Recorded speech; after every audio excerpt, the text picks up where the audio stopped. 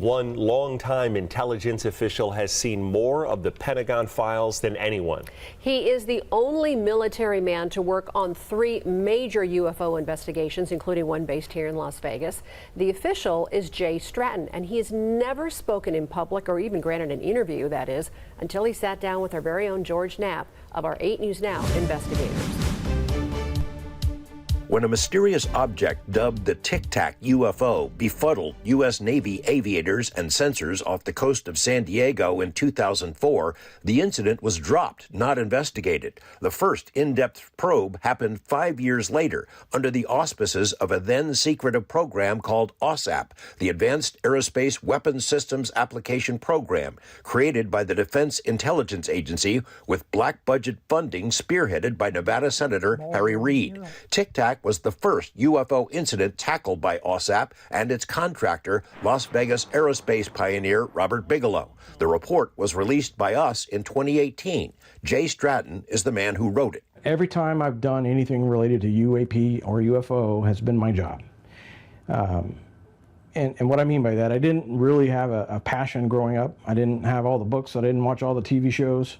I stepped into a job at the Defense Intelligence Agency where some things came across the desk. From 2008 until 2021, pretty much everything UFO related came across Jay Stratton's desk. He made the decision to ditch the term UFO and use UAP instead, unidentified aerial phenomena. Stratton worked at the highest levels of naval intelligence, then was loaned to the DIA, where he excelled at reverse engineering. He and his colleague, rocket scientist Dr. James Lakatsky, kept seeing reports of unknown craft, but learned there was no central location where such mysteries were being analyzed. You know, all the stories you hear, right, there's probably the office that deals with this. And as we tried to find that office, we found nothing. So they created one. Stratton's colleague, Dr. Lakatsky, had been reading about a UFO hotspot nicknamed Skinwalker Ranch.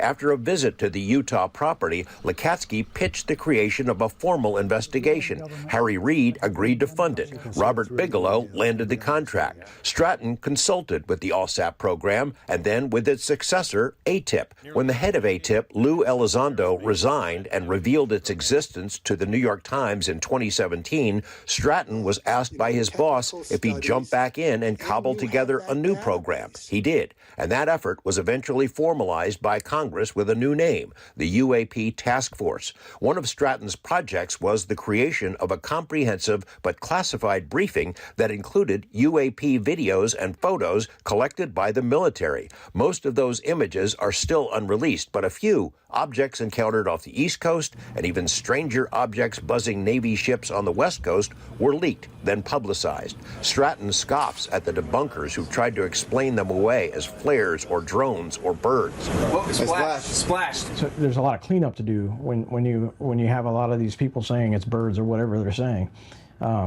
It's frustrating because you know the rest of the story and you can't tell the rest of the story. In 2021, Stratton left the task force, but his work formed the basis of a stunning report to Congress. Stratton's chief scientist was Dr. Travis Taylor, now well known for his television appearances. Of 144 incidents investigated by the task force, 143 were considered unidentified. Stratton and Taylor now work for Radiance Technologies, a defense contractor with offices in 17 states, including Nevada.